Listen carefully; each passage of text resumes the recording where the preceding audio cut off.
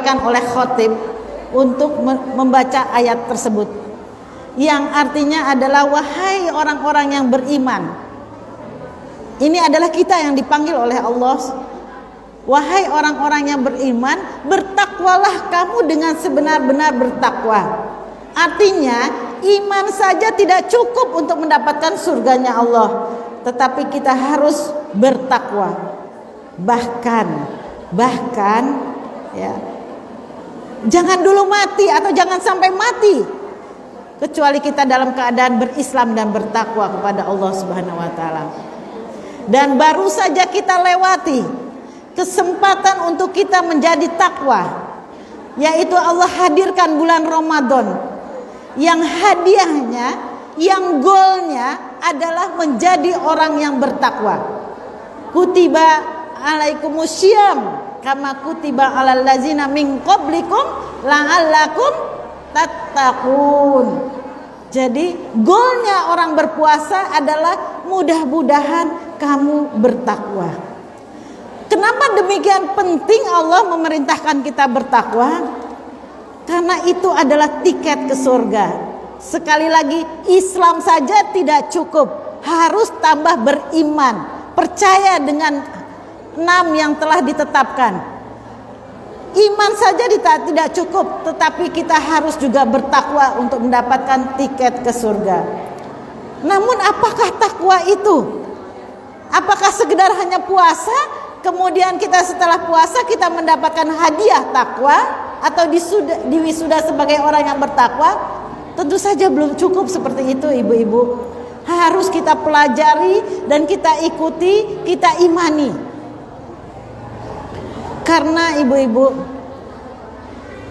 Nabi Nuh alaihissalam, ini sebuah cerita Bu ya, sebuah cerita yang menggetarkan hati kita. Mohon ibu-ibu bisa mendengarkan. Nabi Nuh alaihissalam saat itu melihat seorang ibu. Ibu-ibu ini yang diceritakan, seperti tadi ketua PRM-nya betapa istimewanya seorang ibu, sampai Nabi Nuh melihat seorang ibu yang sedang menangis. Ibu tersebut menangis. Apa yang ditangisi oleh ibu tadi? Wahai ibu, kenapa kamu menangis di hari raya seperti ini? Kita sudah menangis, Bun. Ingat yang sudah tiada, biasanya kita menangis ya, apalagi di hari raya ini. Dan terutama kita menangis karena harus meninggalkan bulan yang sangat mulia, yaitu Ramadan. Nah, ibu tadi menangis di tepi pusara. Dan ketika ditanya oleh Nabi Nuh, wahai ibu, kenapa kamu menangis? Dan jawaban ibu ini, perhatikan ibu-ibu, ini menyindir kita ternyata. Nabi Nuh hidup ribuan tahun sebelum kita hadir di sini. Jawaban ibu tadi adalah, saya menangisi anak saya yang sudah meninggal dunia. Kasihan, anak saya masih muda tapi dia sudah meninggal dunia. Apakah cukup bekal dia menghadap Allah? Begitu seorang ibu, dia nangis karena takut anaknya tidak cukup bekal menghadap Allah karena dia masih muda. Ditanya oleh Nabi Nuh, berapakah umur anakmu wahai ibu? Nah, ini jawaban ibu lagi, ini menarik. Anakku baru saja berumur 350 tahun. 350 tahun. Saat itu Nabi Nuh meninggal dunia umurnya 1200 tahun. Kaget Nabi Nuh bilang gini, pernah gak Bu kamu bayangkan bahwa nanti di zaman anak cucu kita, mungkin menyindir kita ya, umurnya hanya 60 tahun, 60, 70, 50, 60, 70 gitu. Enggak yang sampai tembus 100, sangat jarang sekali. Terpikir enggak Bu bahwa di zaman cucu-cucu kita umurnya hanya 60 tahun rata-rata? Ibu itu kembali gantian kaget. Apa kata ibu? Hah? Benarkah itu?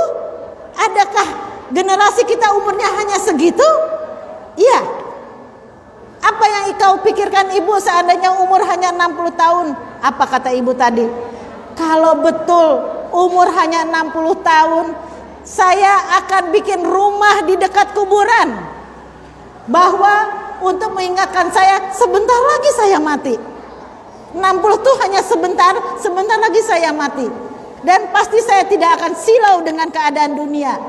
Pasti di zaman itu tidak ada korupsi, tidak ada pencurian, tidak ada perkelahian, tidak ada gibah, tidak ada orang-orang yang berani berbuat dosa. Kata ibu tadi, tidak mungkin ada orang yang berani berbuat dosa karena umurnya 60 tahun dan sebentar lagi akan meninggal dunia. Gitu. Kenyataannya gimana, Ibu? Kenyataannya seperti apa umur 60 tahun yang dulu diceritakan oleh Nabi Nuh dan umatnya? Ini adalah kita, gitu. Ternyata umur 60 tahun atau umur kita itu hanya sebentar saja.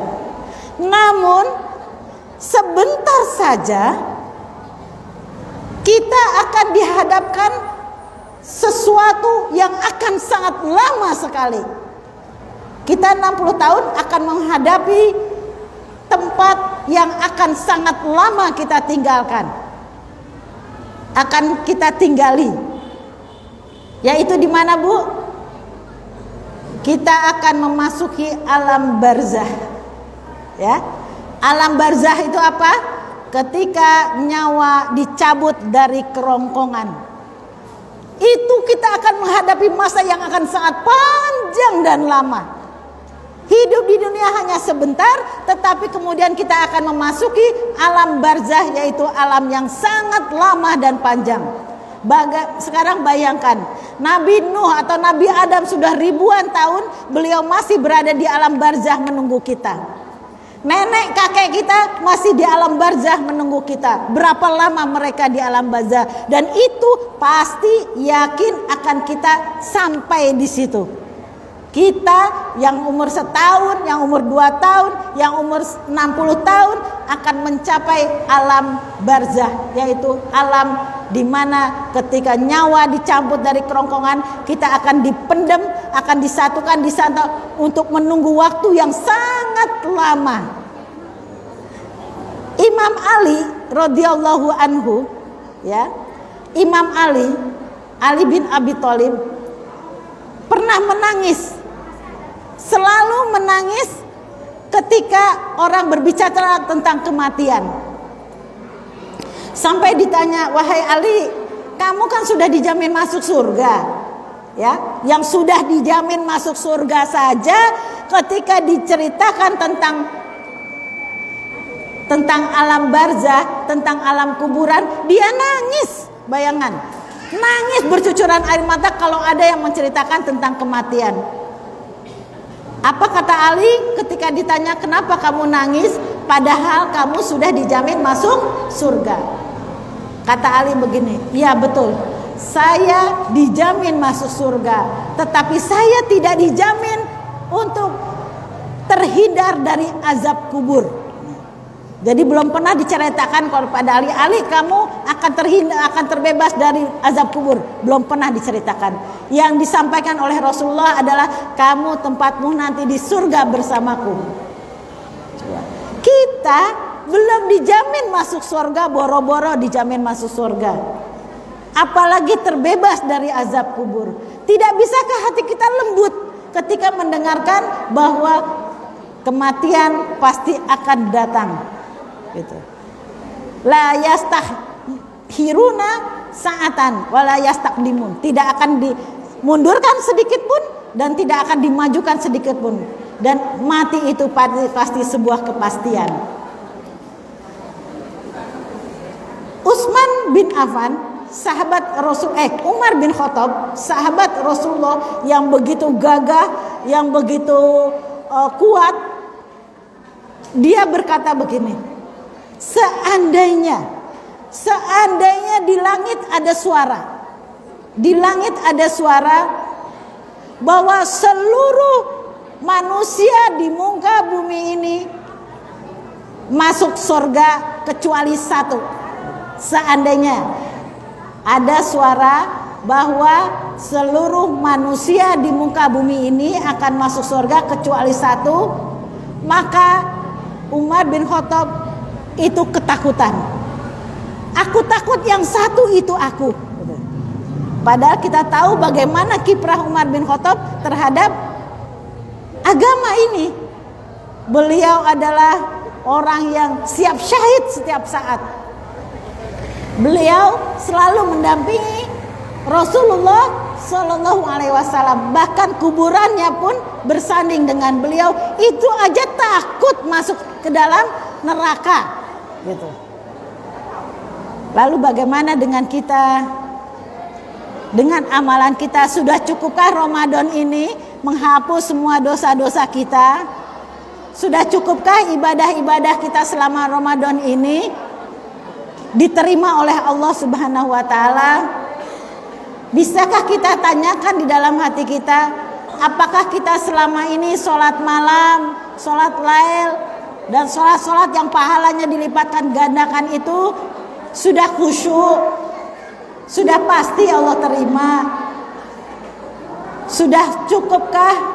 Sudah bisakah kita menjadi orang yang disebutkan oleh hadis, man shoma Ramadan imanan wahtisaban ghufira lahu ma taqaddama min dzanbihi. Barang siapa berpuasa di bulan Ramadan, maka Allah ampunkan seluruh dosa-dosa kita. Sudah yakinkah kita bahwa itu untuk kita? Kalau selama Ramadan kita masih saja bergibah, selama Ramadan kita masih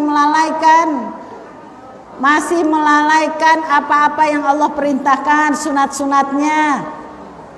Selama Ramadan kita masih belum ikhlas. Selama Ramadan kita masih belum bisa mengekang hawa nafsu. Itu yang harus kita takutkan, harus kita khawatirkan. Jadi ada alam-alam lain yang akan sangat lama kita tinggalkan. Yang pertama adalah tadi alam barzah, di mana ketika manusia dikubur, ya, anggaplah kita ketika dikuburkan dan 6 langkah orang meninggalkan kuburan kita, sudah mulai hisab kita, sudah mulai ditanya-tanya, siapa Tuhanmu, apa agamamu, siapa nabimu, apa kitabmu, dan apa yang kamu kerjakan selama di dunia. Sudah mulai ditanya-tanya, dan saat itu juga sudah mulai adanya pembalasan-pembalasan. Ketika kuburan kita disempitkan, kita tergencet oleh kuburan kita. Jadi sudah mulai adanya pembalasan di hari kita mati. Selanjutnya apalagi Bu? Alam apalagi yang akan kita lalui nanti? Adalah alam yaumul hisab. Yaumul hisab. Di dalam surat Al-Kahfi ayat 49, a'udzubillahi minasyaitonirrajim. Wa wudiyal kitaba wa taral mujrimina musfikina mimma fi. Di yaumul hisab itu akan diberikan semua rekaman jejak kita selama di dunia ini berupa kitab. Semua akan mendapatkan kitab. Dan orang-orang yang berdosa, yang banyak dosanya itu terlihat begitu sangat ketakutan dan menderita. Sampai dia akan terbelalak matanya melihat kitab yang diserahkan oleh Allah di yaumil hisab. Malihazal kitab. Kitab apa ini? Katanya. La yugadiru sogiratan illa, ya la yugadiru sogiratan illa kabiratan, la yugadiru sogiratan illa kabiratan illa ahsaha. Maaf, agak sedikit keliru ya, mungkin ada yang dibenarkan. Kitab ya wailatani malihazal kitab. Celakalah aku, kitab apa ini? Semuanya tertulis di situ. Yang dosa-dosa besar tertulis, dosa sekecil apapun yang orang tidak tahu. Misalnya kita suka WA-an dengan orang yang bukan muhrim, ada semua dalam tulisan itu. Kita berbohong yang semua orang tidak tahu, ada tulisan. Sampai kita buang angin, saat itu kita tidak ngaku, ada tulisannya.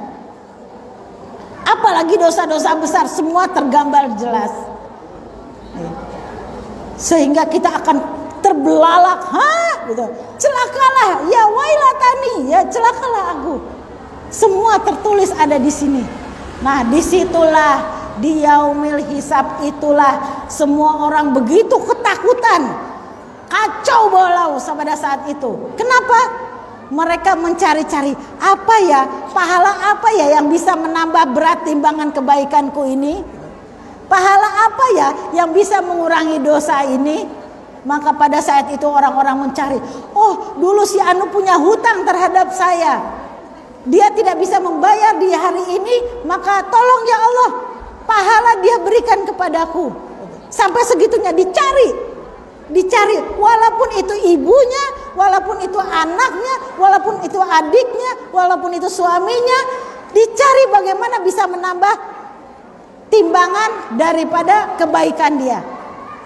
Jadi ketika di padang mahsyar itu, di yaumil hisab itu, apa Bu? Ibu bisa jadi musuh terhadap anaknya, anak bisa musuh terhadap orang tuanya, suami dia jadi musuh dengan istrinya. Jadi bukan, ya sudah suamiku kamu dulu pernah selingkuhi aku, aku maafkan, nggak ada.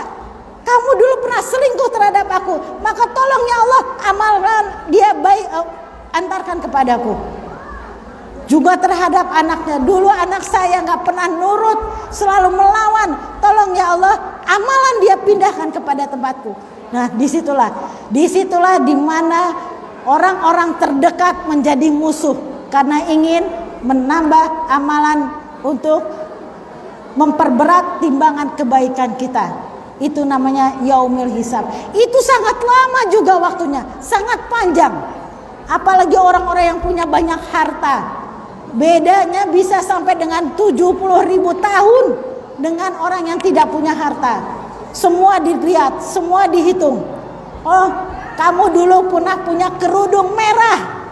Kerudung siapa itu? Oh, dulu saya pinjam, kok nggak dikembalikan?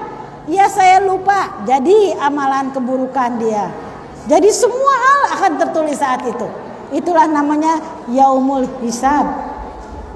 Belum lagi ketika di padang mahsyarnya. Surat Al-Waqiah, iza waqa'atil waqiah, itulah hari kiamat.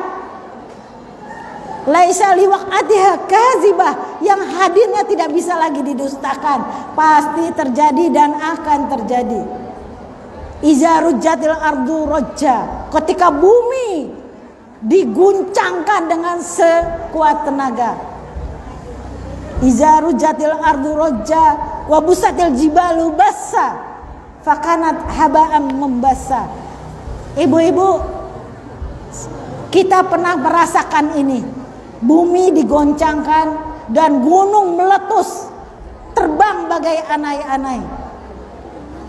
Saya pikir masyarakat Jogja seharusnya masyarakat yang paling religius di muka bumi ini.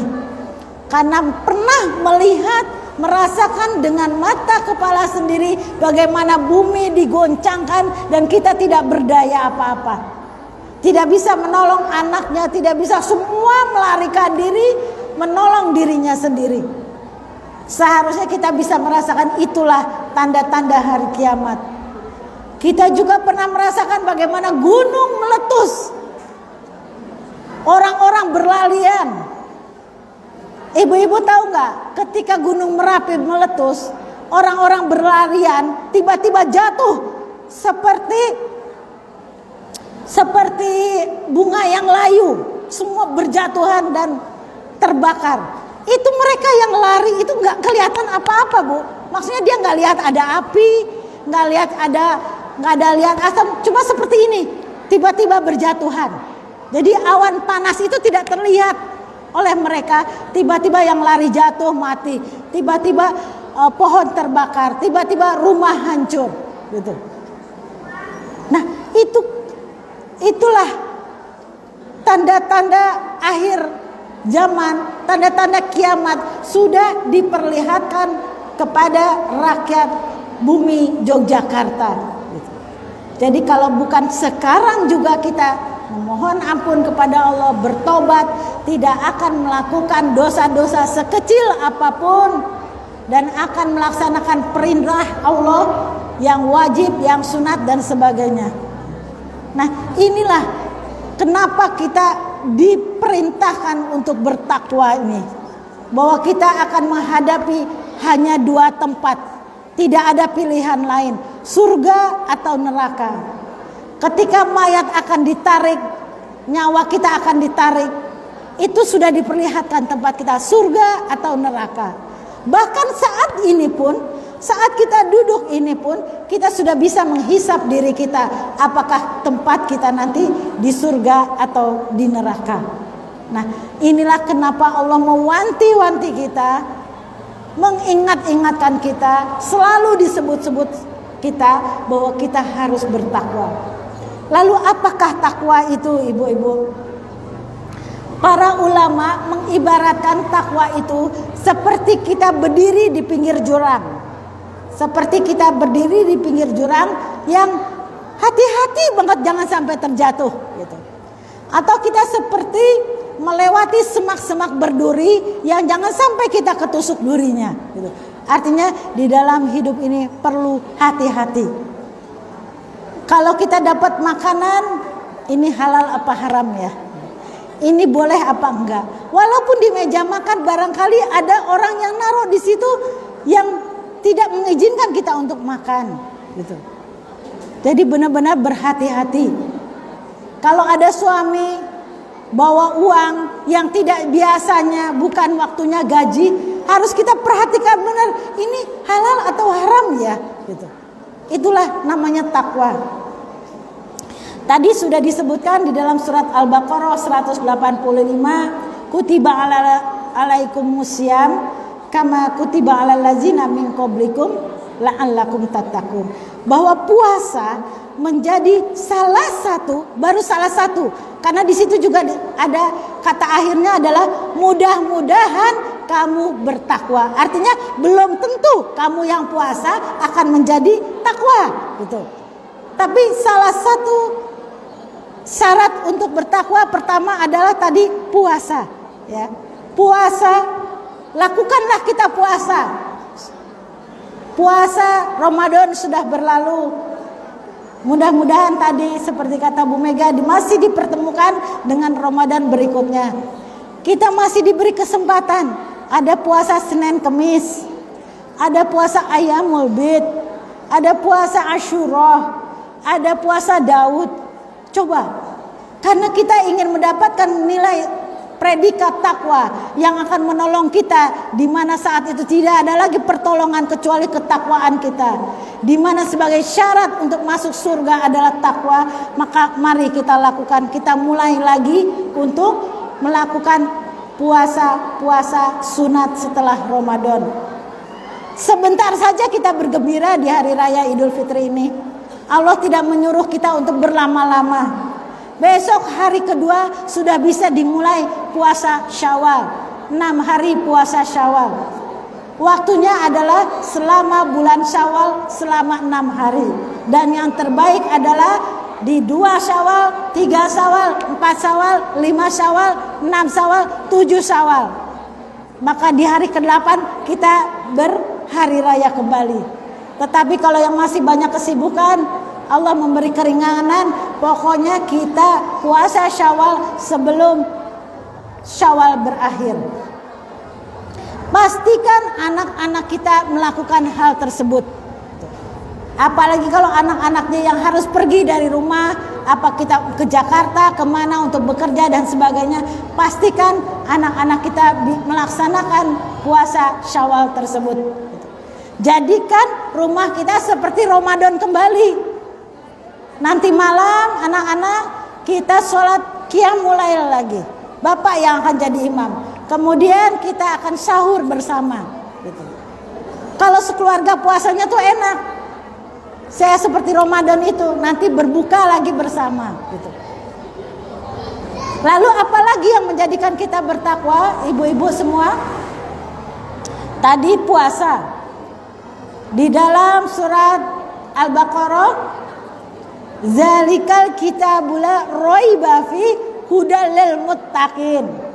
Apalagi perangkat orang bertakwa itu adalah mengimani ayat suci Al-Quran, kitabnya Allah, mengimani, membaca, menghafalkan, mentadaburi, mengamalkan. Itu syarat-syarat untuk menjadi orang yang bertakwa. Tidak pernah lepas dengan Al-Quran gitu. Kemarin di bulan Ramadan semuanya sibuk membaca Al-Quran, tadarus Al-Quran. Saya ingin bertanya, apakah yang hari ini sudah membaca Al-Quran? Siapa yang hari ini sudah membaca Al-Quran? Alhamdulillah ada ya, ada. Jadi insya Allah kiamat masih jauh karena masih ada yang baca Al-Quran. Jangan sampai setelah Ramadan berlalu kita sudah tidak lagi membaca Al-Quran. Bagaimana kita akan mendapatkan predikat takwa, menjaga ketakwaan tersebut kalau setelah Ramadan kita bebas lagi seperti biasanya. Padahal Ramadan itu adalah bulan latihan. Bulan latihan kita membaca ayat suci Al-Quran, qiyamul lail, bersedekah, supaya di 11 bulan setelahnya kita mudah melaksanakan hal tersebut gitu. Jadi ciri-ciri orang bertakwa itu selalu membaca Al-Quran, mengamalkan Al-Quran, menghafalkan Al-Quran, mentadaburi Al-Quran. Itu dua. Kita sudah mendapat dua syarat menjadi bertakwa. Yang pertama apa, Bu? Yang pertama kayaknya saya ngomong sendiri deh. Puasa. Yang kedua membaca Al-Quran. Zalikal kitabul la raiba fihi hudal lil muttaqin allazina yuqimuna sholata. Ini dapat lagi ketiga. Yang ketiga adalah orang-orang yang mendirikan sholat. Orang yang mendirikan sholat, yaitu tadi. Apakah tadi kita setelah bulan Ramadan masih melakukan sholat-sholat yang banyak seperti bulan Ramadan? Qiyamul lailnya jangan sampai berhenti. Sholat duhanya, sholat syuruknya, ya, sholat sunat-sunatnya. Wa yuqimunas sholat. Ini sholatnya itu jamak. Jadi bukan sholat wajib aja. Yang wajib-wajib, yang sunat-sunat, semuanya dilaksanakan. Ini adalah akan membimbing kita, menarik kita menjadi orang yang bertakwa. Allazina yuqimunas sholata wa mimma rozaqnahum yunfikun. Nah, nggak cukup tiga ini, nggak cukup puasa, nggak cukup membaca Al-Quran, nggak cukup sholat, tetapi juga apa? Memberikan sebagian rezekinya dia sedekahkan. Apakah sedekah yang paling baik? Di dalam hadis dikatakan, di Al-Quran juga, it'amut ta'am, memberi makan. Ibu-ibu jangan salah ya, memberi makan itu ternyata bisa menjadi amal jariah. Kalau kita tidak mampu membuat masjid, kalau kita tidak mampu membuat sekolah, kalau tidak mampu kita membuat semua hal-hal yang masih akan lama dipakai orang, maka ternyata memberi makan orang itu juga amal jariah. Lah kenapa gitu? Pertama karena ketika orang itu makan pasti akan menjadi dagingnya, menjadi darahnya, dan itu akan dipergunakan selagi orang tadi beramal, sholat, ngaji selama hidup dia, maka amalannya akan mengalir kepada kita semua. Mudah kan, Bu? Mudahkan ya untuk bisa beramal jariah. Dan ini adalah amalan ahli surga, sering-sering memberi makan. Sampai pada suatu hari, ibu-ibu, di surga ya, di mana malaikat Ridwan menyeleksi orang yang mau masuk. Datang orang ahli jihad, saya mau masuk sini, malaikat Ridwan, gitu kan? Oh enggak, Bu, ini bukan untuk orang yang jihad, ibu cari pintu lain. Datang lagi ahli puasa, saya tuh selalu puasa, sunat saya puasa, wajib saya puasa, izinkan saya masuk di pintu sini. Oh enggak. Terus kemudian datang lagi ahli, apalagi ya, ulama dan semuanya, semua ditolak oleh malaikat Ridwan tersebut. Padahal surga itu sangat indah, saking indahnya terlihat dari luar sampai terbelalak. Lalu untuk siapakah surga ini, malaikat Ridwan? Ini untuk orang yang suka memberi makan. terutama memberi makan orang miskin. Gitu. Dan sudah cukup alasan Allah memasukkan kita ke dalam api neraka, orang-orang yang bisa tidur kenyang sementara ada orang lain yang lapar. Nah, jangan main-main ibu. Memberi makan pahalanya besar, dan tidak memberi makan dosanya pun besar. Memberi makan bisa memasukkan kita ke dalam surga, membiarkan orang kelaparan bisa membuat kita masuk ke dalam neraka. Karena itulah ibu-ibu, baru beberapa bulan ini saya menghimpun beras bagi orang yang pengen masuk ke dalam surga dengan memberi makan. Yang saya terima adalah uang untuk dijadikan beras atau beras itu sendiri, dan kemudian kita salurkan kepada para janda duafa. Ini sudah akan menjadi rutin kegiatan ini. Silahkan ibu-ibu bikin lumbung beras di rumah ibu-ibu semua. Setiap ibu punya lumbung beras. Ada fakir miskin, kasih beras, nggak usah kasih uang. Ya, ada orang janda yang butuh, kasih beras. Dengan itu sudah dipastikan Allah melihat kita tidak membiarkan orang kelaparan, sehingga tidak ada cukup alasan untuk memasukkan kita ke dalam neraka. Walaupun di belahan sana ada yang orang kelaparan, tapi kita hanya dibebani apa yang kita mampu. Jadi silakan ibu-ibu punya lumbung beras di rumah, ya. Kalau ibu-ibu misalnya, saya juga tidak mampu buat makan susah, tidak ada alasan untuk tidak bersedekah. Kalau ibu-ibu biasa masak 1 gelas, ambil segenggam simpan. Kalau biasa makan 1 liter, ambil 2 genggam simpan. Nggak terasa kalau kita makan kurang segenggam itu. Gitu. Nah, itulah yang akan kita sedekahkan, dan itu akan mengantarkan kita ke dalam surga yang begitu indah tadi. Gitu. Jadikan ibu-ibu Aisyah memiliki lumbung-lumbung beras, sehingga tidak membiarkan ada tetangganya yang lapar, ada saudaranya yang lapar, ada fakir miskin yang minta sampai nggak dapat apa-apa gitu. Kalau kita ngasih uang silahkan, kalau kita banyak uang, tetapi hati-hati, jangan sampai uang itu dipakai buat beli rokok, buat beli pulsa game gitu, buat chattingan hal yang tidak berguna. Akhirnya kita nggak mendapat pahalanya. Tapi kalau dengan beras, insya Allah dibuat memberi makan keluarga, gitu. Ya, wa yuqimuna sholata wa mimma rozaqnahum yunfikun. Wa mimma rozaqnahum, separuh. Gitu.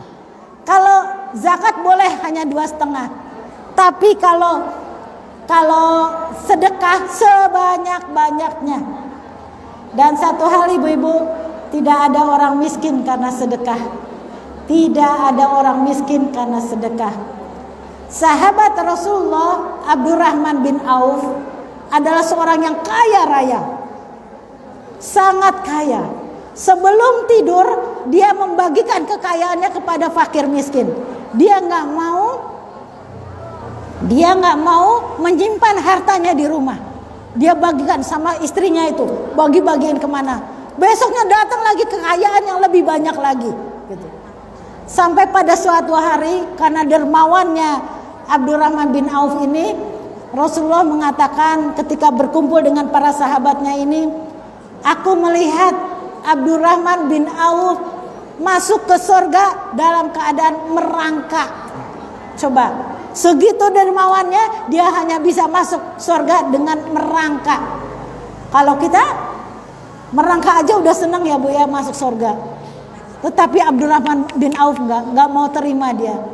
Akhirnya dia pergi ke Mekah, datang Madinah saat itu penuh dengan debu, suara yang begitu keras, degup daripada onta-onta dan kuda-kuda.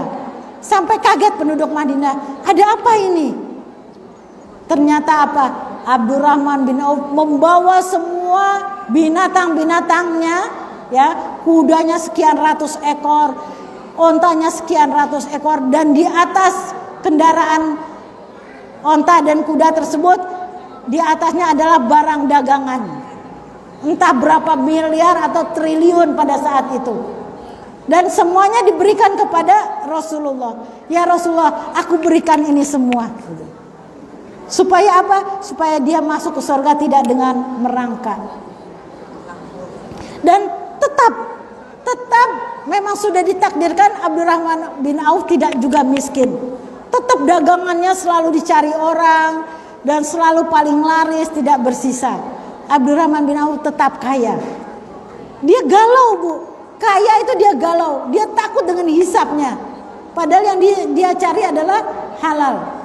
Sampai pada suatu hari di Mekah terjadi paceklik, gagal panen, di mana semua korma menjadi busuk. Abdurrahman bin Auf, ini kesempatan saya menjadi miskin. Dia beli semua korma yang busuk tadi. Dia habiskan hartanya untuk membeli korma busuk. Tapi tiba-tiba datang orang dari Yaman mendatangi Abdurrahman bin Auf untuk mencari korma busuk yang akan dibeli 3 kali lipatnya lagi. Dan Abdurrahman tidak jadi miskin.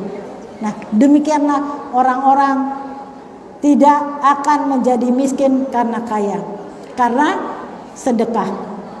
Sudah tadi puasa, sudah tadi sholat, kemudian bersedekah. Ya ayyuhallazina amanu kutiba, berarti pertama beriman dulu, ya.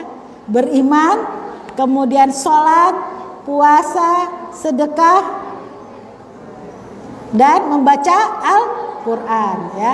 Jadi kelengkapan, tidak akan sempurna iman seseorang kalau tidak bertakwa. Komponen takwa itu adalah selain iman, adalah tadi saya ulangi lagi, sholat, puasa, membaca Al-Quran, dan bersedekah. Nah, kalau ini semua sudah bisa kita lalui dengan ikhlas, dengan rutin, dengan istiqomah, la'allakum tattaqun. Mudah-mudahan kita menjadi orang yang memiliki predikat takwa. Taqabbalallahu minna wa minkum, taqabbal ya karim. Nun wal qalami wa ma yasturun, wabillahi taufiq wal hidayah. Assalamualaikum warahmatullahi wabarakatuh.